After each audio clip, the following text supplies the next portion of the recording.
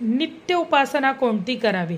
मी नेहमीच या विषयावर बोलत असते की दररोजच आपल्याला उपासना ही केली पाहिजे, नित्य उपासनेमध्ये राहिलं पाहिजे। जर का तुमचा गुरुमंत्र असेल तर तो तुम्हाला नित्य करणंच आलं, पण वारांप्रमाणे सुद्धा आपण देवतांची, वेगवेगळ्या देवतांची उपासना करू शकतो।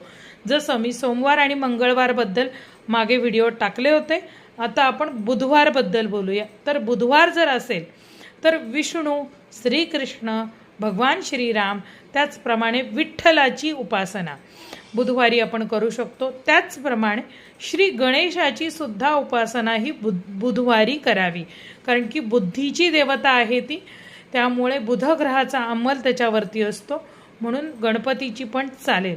मग विष्णू सहस्त्रनाम असेल, हरिपाठ असेल, हरिनाम असेल, देवाला तुळस वाहणं असेल, हे कोणतंही उपासना तुम्ही व्रत उपासना